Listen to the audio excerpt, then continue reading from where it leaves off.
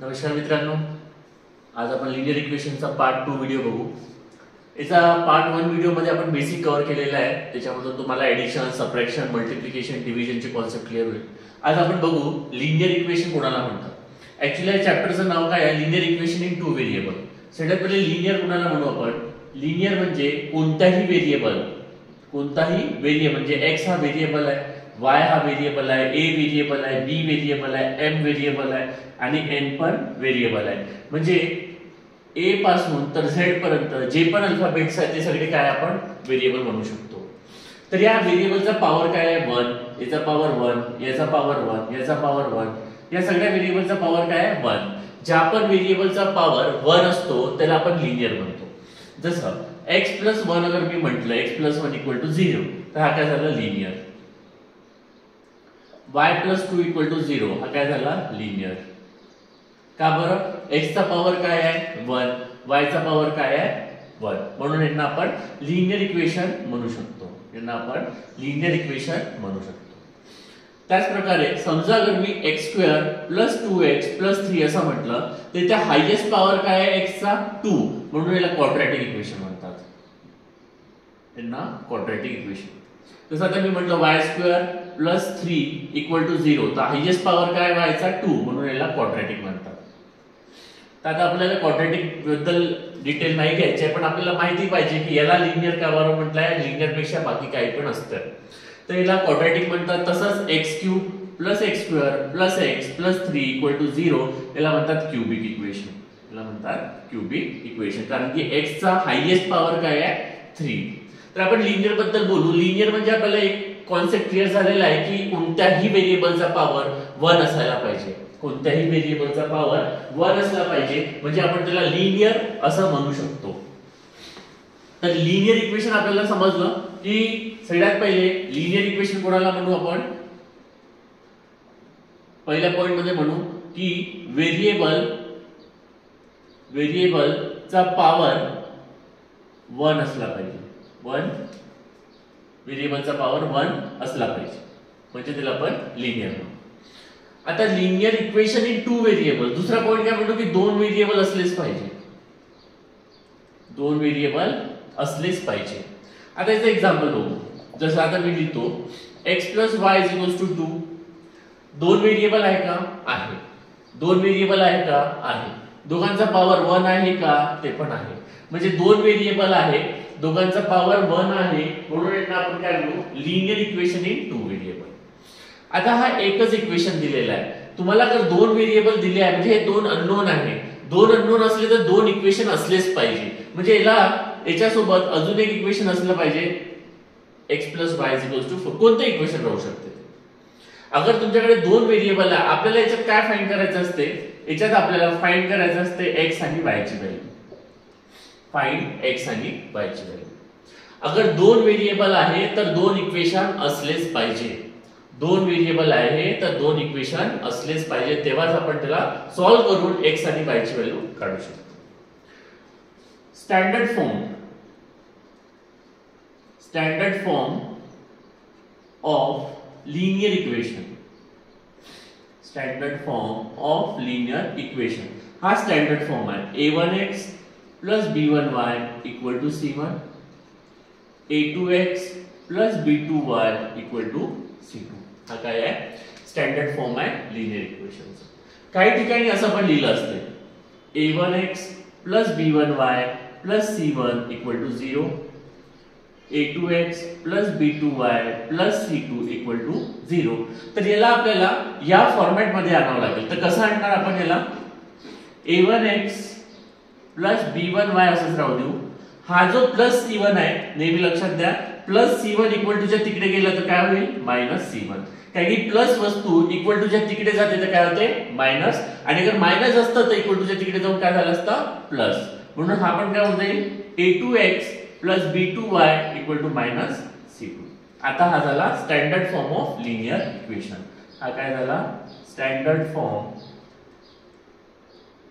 Of linear equation. तर linear equation बद्दल आपण माहिती गोळा केलेली आहे। एक तर 2 व्हेरिएबल असले पाहिजे, दोघांचा पॉवर 1 असला पाहिजे, तर आपण त्याला लिनियर इक्वेशन म्हणू. दोन व्हेरिएबल असतील तर दोन इक्वेशन दिलेले पाहिजे तरच आपण त्या व्हेरिएबलला सॉल्व्ह करू शकतो, त्या इक्वेशनला सॉल्व्ह करू शकतो.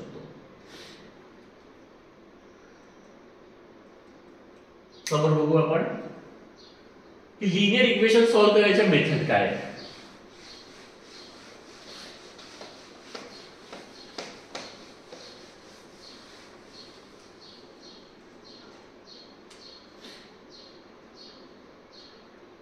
Method to solve linear equation.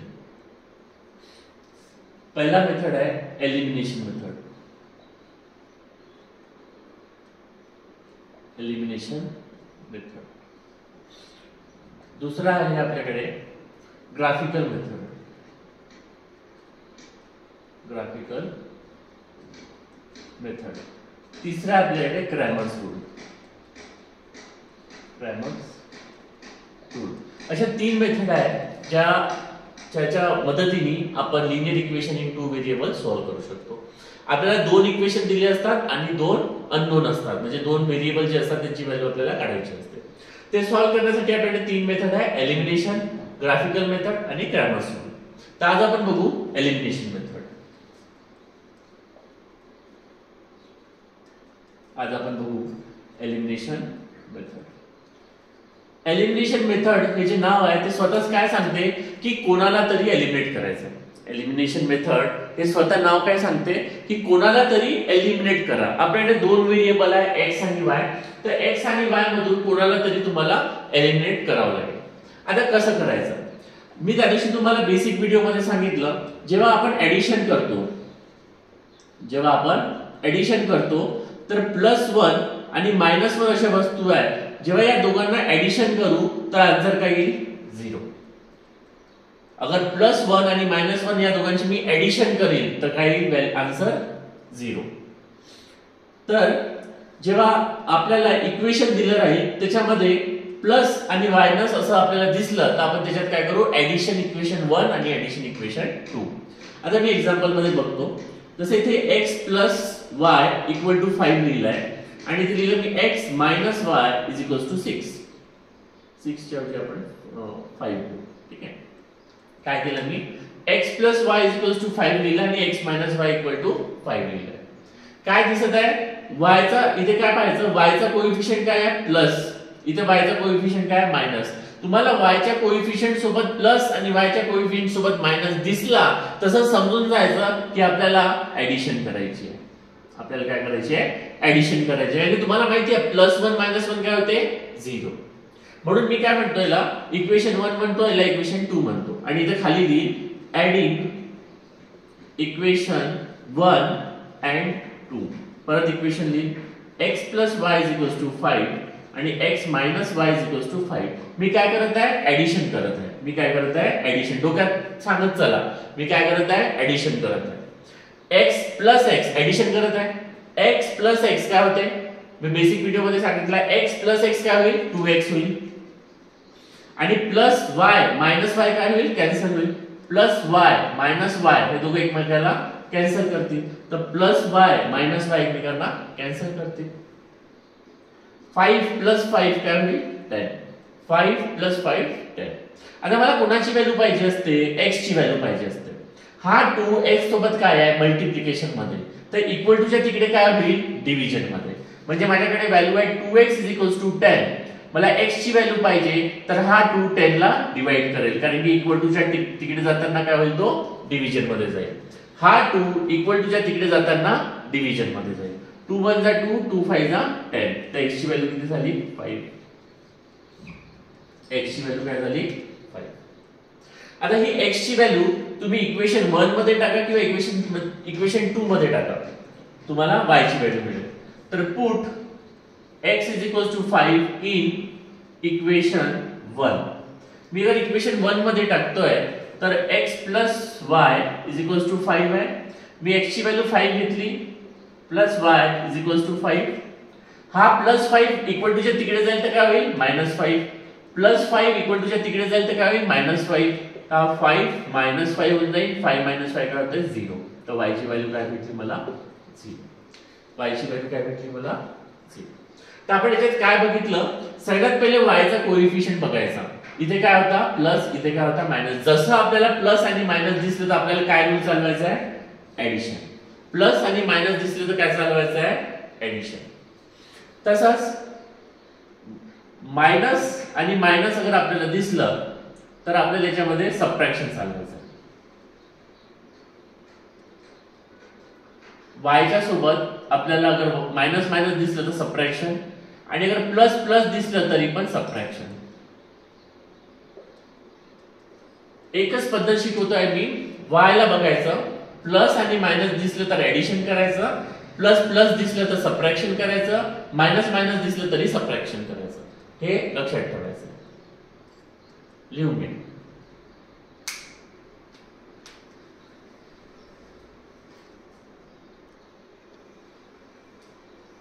दुसरा उदाहरण बघू आपण. 3x + 2y = 29 आणि 5x - y = 18. आता याच्यात काय करायचं, सर तुम्ही म्हटलं होतं प्लस आणि मायनस दिसलं तर ऍडिशन करायचं, बरोबर. प्लस आणि मायनस दिसलं तर ऍडिशन करायचं, बरोबर आहे. पण y च्या सोबतची टर्म पण सारखी असली पाहिजे. y च्या सोबतची टर्म काय असली पाहिजे, सारखी असली पाहिजे. इथे y सोबत कोण आहे, 2 आहे, पण इथे y सोबत कोण आहे, 1 आहे. म्हणून याला आपल्याला 2 बनवावं लागेल. तर याला आपल्याला 2 नी मल्टिप्लाय करावं लागेल. आपण या इक्वेशनला 1 म्हणू, या इक्वेशनला 2 म्हणू. याला 2 नी मल्टिप्लाय करावं लागेल. या पूर्ण इक्वेशनला 2 नी मल्टिप्लाय करावं लागेल, कारण की y सारखे असले पाहिजे, तेव्हाच आपण ऍडिशन किंवा सबट्रॅक्शन करू शकतो. तर मी काय करील, मल्टिप्लाय इक्वेशन 2 बाय 2. इक्वेशन 2 ला मी 2 नी मल्टिप्लाय करेल. तर हा 3x + 2y = 29 असाच राहील. इक्वेशन 2 ला मी 2 नी मल्टिप्लाय करेल तर 2 5 = 10x - 2y = 36. आता बघा, इथे 2y आला, इथे पण 2y आला, इथे प्लस आहे, इथे मायनस आहे. तर आता या दोन इक्वेशनला आपण ऍडिशन करू शकतो. याला इक्वेशन 3 म्हणू, याला इक्वेशन 4 म्हणू. इथे खाली लिहू adding equation 3 and 4. Adding equation 3 and 4. 3x + 2y = 29, 10x - 2y = 36. डोक्यात काय म्हणायचं आहे, ऍडिशन. आपण इथे म्हटलं ना ऍडिशन करायचं आहे, addition. 10 + 3 13x + 2y - 2y cancel होऊन जाईल, कारण की +2 - 2 कॅन्सल होऊन जातो. 29 + 36